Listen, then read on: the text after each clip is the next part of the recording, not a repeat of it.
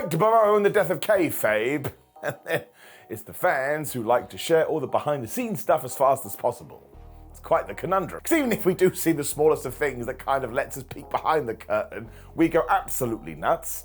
And I get this, it's like a magician showing us his tricks. So then, my friends, let us sit down and go through some recent WWE picks, which basically went out there and broke the flipping internet. Number 10, enemies as friends. So if there is one that should justify wrestlers getting really pissed off, it was indeed this one between CM Punk and Drew McIntyre. Because this picture did the rounds in 2024, and yes, it shows Drew and CM hanging out at ringside. Everyone was like, they're meant to be mortal enemies. What the hell are they doing side by side? I was like, come on, man. You all know the deal. Now, whoever did snap this probably shouldn't have done it because it's not the way. There's certainly a disrespect there. But fair play to McIntyre, who as always came up with an explanation. Because WWE is still a place of work. It's still an office. And he said he's pretty sure there's people that you work with that you don't get on. If a meeting is called, well, they'd be damned where you have to sit. Drew even went into the fact that if he had smacked CM Punk right in the mouth, any official matches down the line would have been taken away. This is why he's one of the best wrestlers of 2024. A lot of people actually got mad about this one as well because they thought it was a step too far. And I sort of agree. We don't need to go this deep into the inner sanctum. Number 9, Ricky Starks at the Rumble. So I do have to say, I kind of agree with Ricky Starks at this one. Who really cares that he was at the Royal Rumble? Why don't you have real problems? It's not like he was snapped having some kind of secret meeting, which of course totally would have changed the connotations. And in fact, this was somebody who was taking pictures on a security camera and decided to leak them. I mean, isn't that illegal? Because it should be. Starks even talked about this recently when he did his Insight interview with Chris Van Vliet and kind of insinuated that maybe some people behind the scenes at All Elite Wrestling didn't like it either. Now that's completely different optics and it's still company versus company. But if you are a fan melting down about this, well, once again, I kind of think you've lost your way. I mean, if nothing else, it was just a friend seeing a friend, and how many times did Mercedes, Bonet, Bailey, Naomi go here, there, and everywhere because they want to support their buddies, and that is not something we should take away from wrestling. If anything, we need more stuff like this, because positivity is the greatest thing on the planet. Number 8, the Ultimate Warrior contract. So this one does go a little bit back in time, but I've always asked, is this damn thing real? And I think it is, and it came from December 1997, meaning if Jim Hellwig hadn't signed this, he would have been in the Attitude Era. I mean, I don't even know how that works, and of course it came down to the fact that Bret Hart had just left for WCW, and in a panic Vince thought, well, I know where I can get some star power from, and as he loved to do, he turned to the Ultimate Warrior. But then, as the Ultimate Warrior and Vince McMahon loved to do, they fell out in about 6.2 seconds. And actually turned out they dodged a bullet because eventually the Warrior would go to WCW in 1998. And if you've never seen that match with Hulk Hogan, just watch it, but do what I'm doing now. Your eyes do not need to see this. You have to imagine it would have pissed off a lot of people who did work there as well, because the numbers on this thing are huge. If you had been in the trenches, and all of a sudden the Ultimate One came back to make the mega bucks, well, that's backstage politics right there. It does, however, mean we could have got Austin versus the Warrior.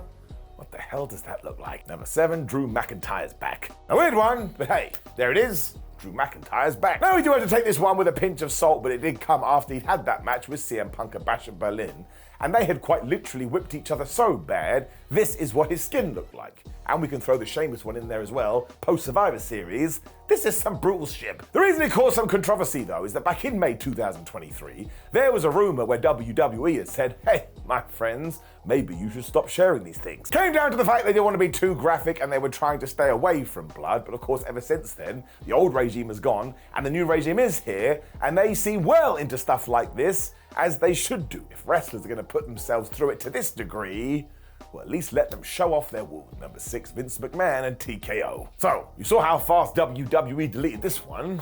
I mean, I get it. But it kind of seems mad that all the way back in April 2023, we were celebrating the fact that the WWE and the UFC were coming together under the TKO umbrella. And when they went to the New York Stock Exchange, there were a lot of famous faces there, one of which was Vince McMahon. This is when he was sporting his villain moustache, which is actually quite appropriate because soon after this, that sexual harassment lawsuit did come out, and any other photo from this event that was shared, Vince was nowhere to be seen. It's like when you break up with your partner and you get the scissors, you just cut them out. So it is massively awkward and the situation in general is terrible, which is why I'm hoping eventually we can just get a resolution to it. I mean, we don't need this kind of stuff in our sports entertainment. Number 5, this political message. So we're not going to get into nitty gritty here, but what you may have noticed when it comes to politics is that no matter who is in power, WWE stays very apolitical, because the way that Vince McMahon used to see it is, well, if we do lean in one direction, we're going to negate half of our fan base. And even after Donald Trump took office for the first time back in 2016, his name was barely ever mentioned on TV, which is why it was kind of controversial when this sign leaked out. Where did it come from? Somebody even asked the company for a response, and they actually said, well, we are apolitical and we're not going to talk about it, which actually makes it more interesting. It's like a detective novel where you don't get an ending.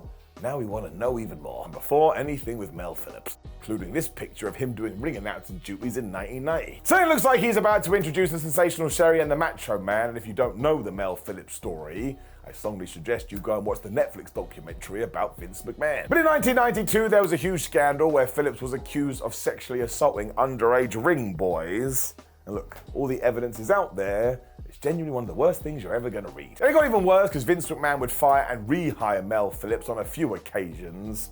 So this really is one of those situations where you do need to educate yourself, and yeah, WWE should never want to be associated with this guy. Really was bottom of the barrel stuff. Number 3, goodbye kayfabe. So I'm not entirely sure what year this picture was taken, but look, it's got Scott Hall in it, and it's got Sean Waltman in it, and it must have been before they went back to WCW, so it has to be 1996 or before. Now let's not forget it was that year when we got the curtain call, so all things considered, this may have been before that event, which means this is the real death of kayfabe. Now obviously this didn't come out for years later thanks to the magic of the internet, but if you are a nerd like me, the greatest photo ever. Because you've got Paul Bearer there, you've got The Undertaker there, you've got Stone Cold Steve Austin, you've got Gerald Briscoe, and he wasn't even a stooge at this point, and you have a Triple H that looks very much like it was the bowing Blue Blood version. I'm also a big fan of Mark Canterbury and Dennis Knight popping up, because we do not talk about them enough, and you just want to know all of the stories.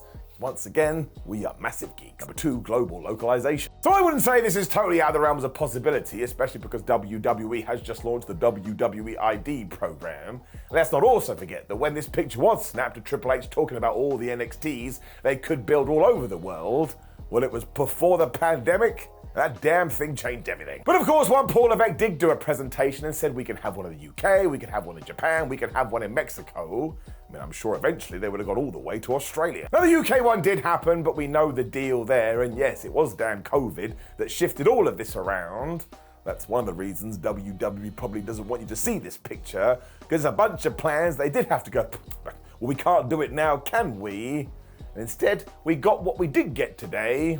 Actually, I think it's all the better for it. Number 1, the New Day versus the Elite. So this is the best picture ever because it shows you the relationship between Xavier Woods and Kenny Omega, which is basically based on love and a whole lot of hate. They also totally love video games, which is how this did come together because it was CEO 2016 when they actually competed on Street Fighter V. You can see this on YouTube right now. Not to spoil it, but Kenny Omega wins. Now, of course, when this did happen, nobody really cared, and I would imagine nobody would care today, but it is massively different because it's a huge WWE star and a huge AEW star, and it doesn't take a genius to figure out sometimes some people don't like those two things mixing. Don't forget it's not the wrestlers though, because there's no hate or no tribalism there, and every single one of them always goes, isn't it great to have competition, because more of our friends and family can go out there and work. So I mostly stuck this in here because it is just wild to see. Honestly, there are some fans that get offended by stuff like this. Just move on, bro. Go outside, have an ice cream. There's a whole world you ain't living.